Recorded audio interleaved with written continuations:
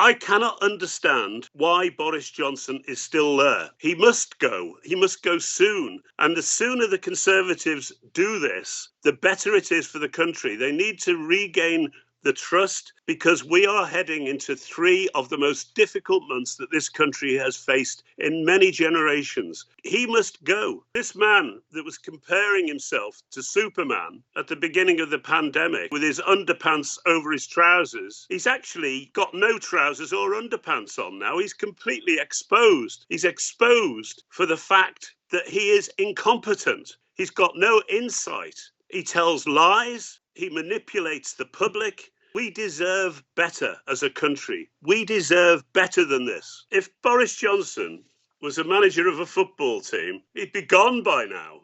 If he was the chief executive of a FTSE 500 company, he'd be gone by now. I mean, the man has proven to everybody who's got an eye to watch, an ear to listen, that he is not a leader. We've seen it over and over again. His lack of attention, his superficiality, his narcissism, his unwillingness to take responsibility, his willingness for other people to take responsibility, the fact that he can't run his personal life. The man is not fit to lead. What I don't understand is why the Conservative Party are tolerating him, because, you know, they've got a majority for another 4 years. He's doing immense damage, not just to the health of the population and to the economy, but ultimately to the Conservative Party itself. The public will turn against this, I'm quite sure. But from a point of view of the health of the population, we're now going into a very bleak position where this virus is escalating, over 30,000 new cases a day. When those new cases translate into serious illness and potentially death, we're looking at the January to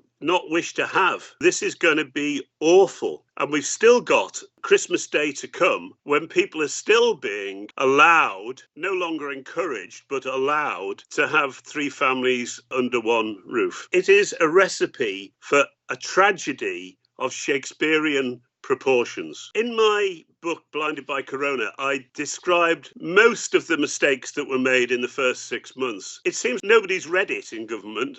They've learnt nothing. They've added in more. Acting too late. We saw it with London, the failure to move London up to tier 3, to stop all the Christmas shopping and the jostling in Oxford Street and Regent Street and so on. The throwing onto the pitch of a dead cat in the form of a mutant virus to try and distract attention from their mistakes. I've been reading scientific papers over the last few days about the new variant, which must have been written before last week. These must have been available to government and to the scientific advisors. I mean, are they telling us that they don't talk to each other, that they don't have access to the greatest scientific brains in the world, as we constantly are being told? They must have access to that information. This virus that suddenly made an appearance last week has been known about since September. Why was it that this hadn't been discussed before? Why was it that it didn't influence decisions about levels of tier and what happened in London before last week? It seems as though it was only when the Prime Minister realised how much of a corner he'd been backed into, and Matt Hancock, that they decided that they needed to throw this particular dead cat on the pitch. What are we to make of it? What are we to make of these scientists, these advisors who go along with this stuff and don't call a spade and speak to the public as equals, but act like ventriloquists? So the problem is now, it's so difficult to know what to believe and what not to believe, because they've been so manipulative and they've been so willing to bend the facts, to change the facts to suit their own political story, that we really don't know. I mean, the vaccine is one of the latest ones of those. The Prime Minister said we'd have 10 million by Christmas. It's looking like 2 million by Christmas. It's looking like being able to do about 1 million vaccinations a week. So that's 4 million a month. That's 16 million by Easter or so. We'd be well into the second half of the year before we got decent population coverage. And that's if it works, and if the supply chain works, if the vaccine isn't stuck in trucks at Dover, and if they are able to handle it with enough vaccinators. I've personally registered to be a vaccinator, to do the vaccinations. 2 weeks ago, I've heard nothing. Just like at the beginning of this, I registered to be helping with the contact tracing back in March and April. Heard nothing. This is the country that said, stuff the world, stuff Europe, we're going to go back to rule Britannia. We can run the world. We can't even run the proverbial party in a brewery. These are the people with some of the most expensive education that it's possible to have, in the top jobs that it's possible to have, and they could not organise a vicarage tea party on the lawn at the rectory. It's unbelievable. They are all winging it. U-turns isn't in it. Goodness knows what Margaret Thatcher would make of this, the lady who wasn't for turning, when they constantly change position within a day or two, within 48 hours, and then pretend they never said anything else. The way they criticised Starmer about his comments about saying he wanted to stop Christmas. If we'd been sensible throughout the whole of the thing, if we'd got testing and tracing and PPE, we've got all those things right, we might have been able to have been in a level 2 position for the whole of the country, like Liverpool has been able to do with the mass testing using the lateral flow. But again, it's creeping back up again now. In Liverpool, you've got all those people fleeing the capital at the weekend, like something out of the War of the Worlds or the last days of the Americans in Saigon at the end of the Vietnam War, desperately trying to get out, doing a rendition of Chris Rere's Coming Home for Christmas, giving the virus a lift to different parts of the country. And presumably for those people from the elite of Kensington, Chelsea and Westminster and the government, taking their 4x4s down to the Chilterns, along with the virus, very happy to have a lift. The schools should have broken up early. The levels of virus circulation in the schools over the last month have been very high, very largely asymptomatic. So they will be taking the virus home to their grandparents on Friday. We will have a great COVID Christmas party in living rooms and dining rooms across the country of people who've returned from high COVID areas to mix with the older generation. You could not make this up. This is Hammer House of Horrors. This is the sort of thing that we used to go to the cinema on a Friday night to get scared out of our wits by. This is awful. The metaphor of a perfect storm is overused. If anything now, this is an understatement. Here we have the virus accelerating. We have workers who are on their knees in the health service, the teachers. There were head teachers interviewed on the radio last week, almost crying. You could hear them being interviewed because they were being asked at 24 hours notice to give up their Christmas holiday, to plan to do whole school testing at the beginning of January. Everywhere you go, people are stressed now. And people can cope with lots if they feel that what is being asked of them is asked in good faith. That's not the case anymore. We are being asked to do things against our own wishes because the government has messed up over and over and over again and shows no sign of getting it right. I can say, hand on my heart, that it did not need to be this way. When those people say no government could have anticipated this, yes, they're right at the beginning. It couldn't have anticipated this, or they could have planned for something like this. But we could have done much better. We could have done as well as the Scandinavians or the New Zealanders or the Chinese or some of the other countries in the Far East. We didn't have to be down there with America and with some of the Latin American countries, which is where we found ourselves because of the total incompetence and arrogance of our pathetic government and their inability to learn from experience. There are no limits to the shallowness of this government. This thing that happened just 3 weeks ago when they decided they wanted to get the towels on the chairs around the pool before the Germans, only this time it was the vaccine into people's arms, making out that in some way this was a British success and a British vaccine when it was actually a Belgian vaccine produced in conjunction with an American pharmaceutical company. My God, How low can you get? Is this how the British Empire was built, on the playing fields of Eton, by telling lies and innuendo? What happened to those good old-fashioned virtues of truth and honour, rather than laying claim to things that had nothing to do with you? Well, we've had Matt Hancock saying it'll be over by Easter. We've had Boris Johnson promising something similar. Remember that Boris Johnson promised it would be over by Christmas. We've had all these promises. You cannot believe a word they say. We need leaders who you can believe. I'm not arguing this from a party political point of view. I'm arguing this from the fact we have highly competent people in the House of Commons from different political parties, and the Conservative Party has highly competent people. Why on earth would you field a third-class team when you've got better?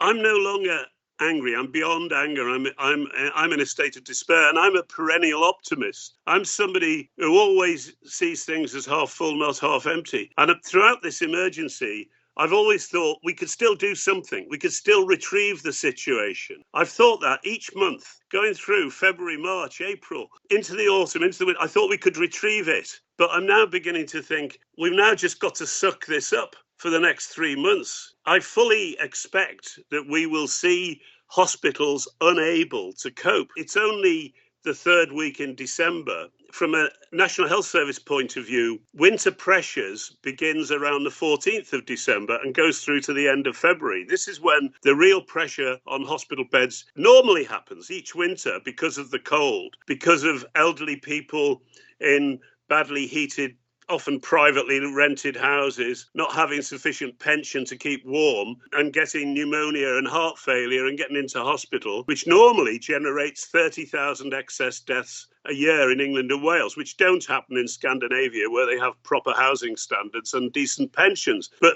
that's just coming down the track. The collateral damage in terms of cancelled operations and cancer treatments and so on, that's coming down the track. There is now a backing up of bodies from mortuaries beginning to be stored in gymnasiums, and this is just the beginning. People will be waiting weeks or even a month or two for funerals. This is what's happening. This is not an act of God. This is not something that was inevitable. A significant part of this was preventable if we'd had a competent government, if we'd had a competent Prime Minister who led from the front and who was as decisive as his opposite numbers in New Zealand, in Denmark, in Norway, in Finland, in China, in Taiwan, in Korea. Instead, they just constantly compare us with other countries that are not doing well, instead of comparing us with the countries that have really shown how to do it. What we've seen over the last